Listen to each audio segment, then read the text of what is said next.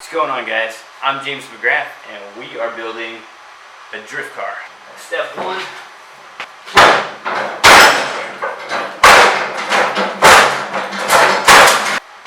Step 2. What's up, guys, and welcome back to my channel. Today we're going to be removing the hard lines and the fuel tank off my Nissan 240SX. So without any further ado, let's jump into the project.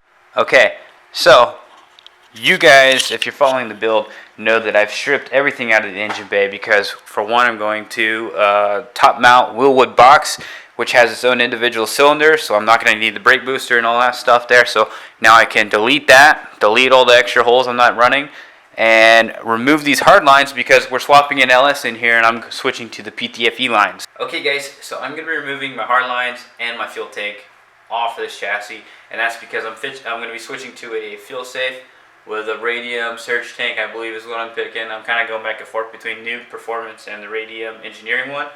Okay, guys, so if we open the sticky kit, this is what you're going to be getting. And then you're also going to be getting some nice black braided PTFE lines with A fittings to match.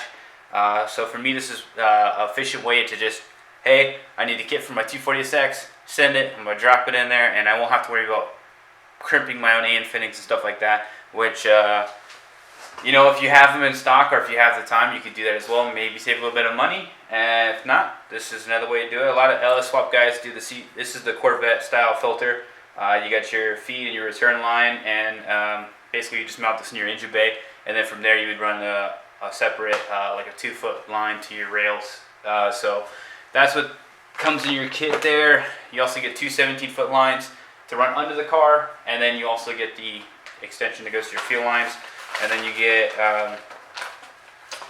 these little clips here to mount your fuel lines on the bottom of the car there. So that's what we're going to be doing with this car. Okay, guys, so what I've already done, because my engine's removed, the engine bay is stripped, is I've found out which one has the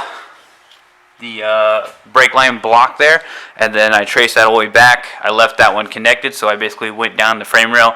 I took 3 of the lines out, and then I left that one in there and just screwed it back in place. That way I can leave that connected because that's going to be controlling my rear brake setup. So the one that has the pressure regulator on there and the other one that has the black hose is going to be your fuel lines, and then you have a third line which goes to your EGR system. So that one kind of goes back and it's just like a breather. I've already cut that one at the hard line, and then I'm taking that one off. Here's your fuel lines. But before you do that, you want to make sure your fuel's all drained. So what I did was I actually took a cutting wheel on a grinder, a 4.5-inch grinder, and I just took a 5-gallon bucket and I just cut it. That way it'll fit under my car. And then I'm going to go into the car, I'm going to drain the fuel, and then we can loosen our straps and remove the clamps on our black hoses that go to the fuel lines, and then we can drop our fuel tank and then finally take off the hard lines all the way. And guys, another thing you're going to want to do is, if your engine's installed in the car, you're going to want to pull the relay, start your car, let the fuel run out, and when it dies, you know you've relieved the pressure on your line. So you don't want to just open these up with pressure in them. So find the little bleed valve on your fuel rail, or you know, do what I just said with the relay. Pull the relay, start the engine, let it run out, and that'll relieve the pressure from your lines. That way it doesn't blow up in your face and you get fuel in your eyes. All the bolts that run along the bottom of the frame rail are going to be 10mm, and then you have a mixture of those and plastic clamps. I recommend getting a good pair of safety glasses on. That way when you're looking up, you're not getting a bunch of crap in your face, because that sucks while you're working under the car already. And then to get stuff in your eyes, it just makes it worse. So go ahead and throw some safety glasses on, get a 10mm wrench or socket, and then we'll head into the car and we'll get to doing what we're here to do. Alright, guys, and one more quick thing.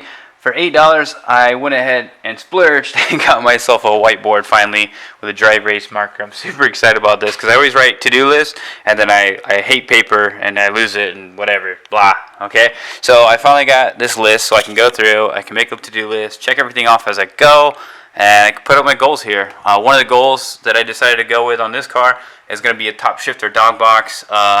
So right now I got about $3,760 saved up for that one, and I'm almost to my goal, and I'm going to buy that dog box. That way I don't have to upgrade my T56 later. So that's one thing I decided to go with to make this car pretty cool. And as you can see, we got a lot of stuff to do. But my goal is to video all that. So that just means more content for you guys, or, you know, more work for me, no result.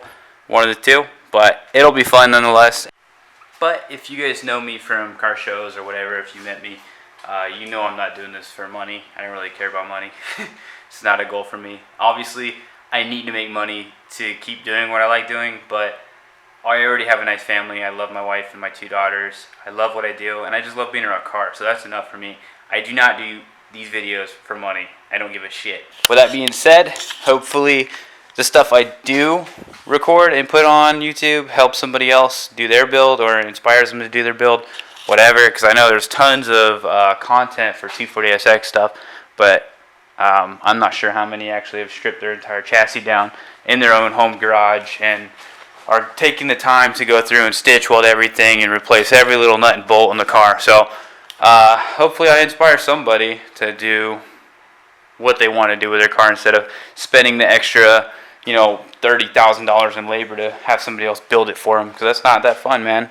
I mean, it is fun having a cool car, but it's even more fun to be able to fix your car and, you know, build more cars. For this chassis, I can finish this up and then go and build a whole new chassis just for the hell of it for, you know, like $600, whatever.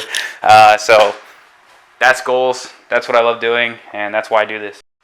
Okay, guys, so if we crawl under our car here, right in front of our rear differential, we can see 3 lines. 2 of those are going to be your fuel lines.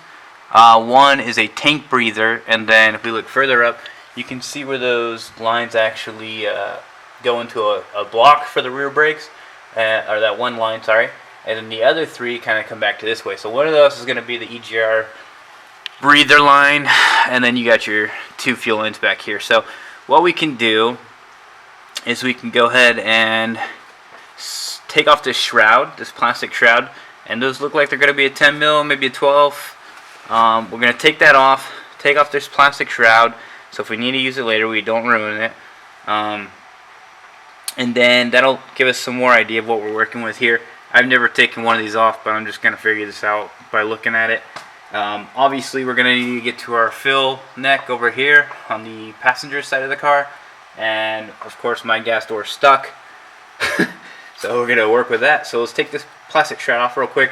It looks to be 1, 2, 3, probably like 3 or 4 bolts there. And then we'll drop that now. There you go. Gives you a little bit of lift. A little bit of lift, mate. Okay. Not sure what the hell they're going to be able to see. But fuck it, mate.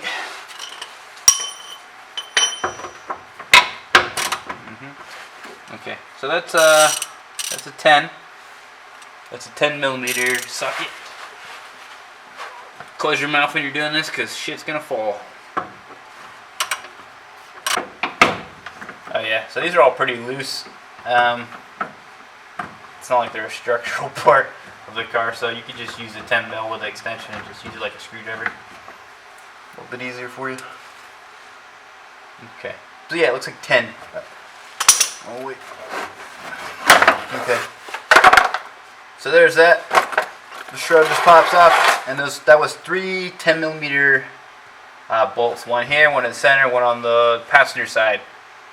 And then you can look at all the cool spider webs under here. Alright, so now what I'm going to do is I'm going to put my bucket under here. I'm going to loosen one of those fuel lines, and I'm just going to try to drain it that way. And then from there we can go ahead and take the bolts off these steel straps, and we can drop our fuel tank. I feel like I'm in a sewer.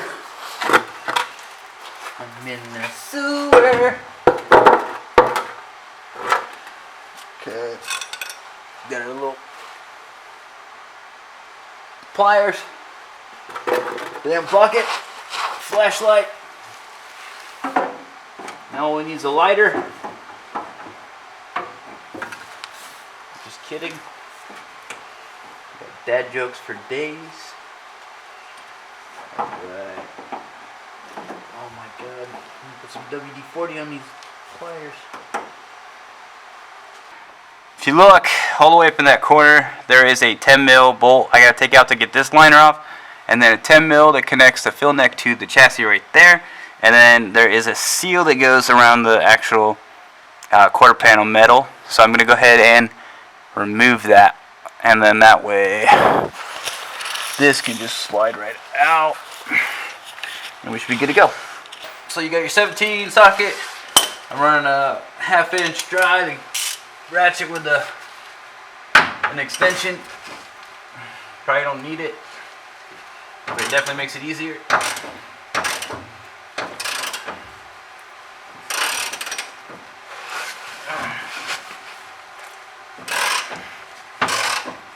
Okay, these are definitely under some tension.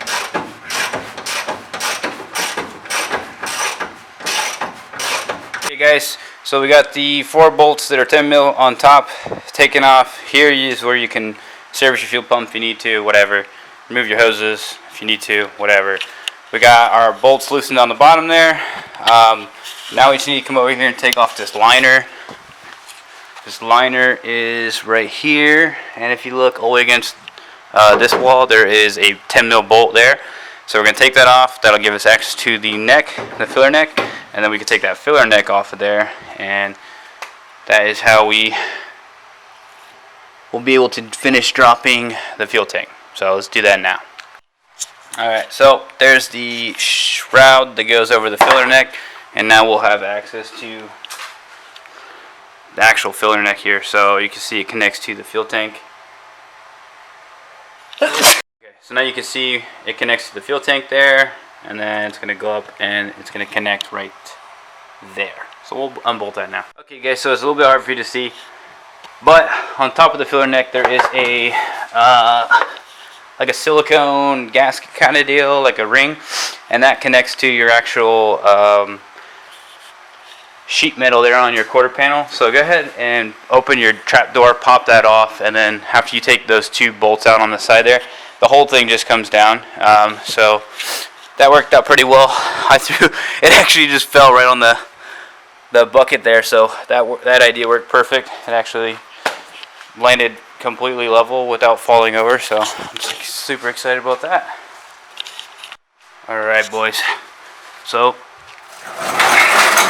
now you can just pull her out. And if you are reusing this, don't just drag it across the ground like I am. But yeah, that's all there is to it, man. You got a whole fuel setup in there, and it's actually got like a 1/4 tank to a 1/2 tank of gas in there, and it's not that heavy, so that'll give you an idea of what to expect. But everything came out like I planned it to. And this one is actually hard plastic, so you gotta take that one out of there for sure. And then you can see what I was talking about now. You got your breather, and then your 2 fuel lines, and then what I did was I just cut them because I'm not reusing this. And even if I was, I would cut these just to make it easy, because you know these lines are gonna be dry rotted and old. These cars are 30 years old, so why not spend 10-15 bucks, get new fuel lines, and then just refresh those while you're at it, you know? So why not just cut them anyway? Cut them, remember where they go, take a piece with you to AutoZone, get the right size, throw it back on there, make sure they're capable of tolerating fuel. And yeah, that's how much work it requires to take out your fuel tank.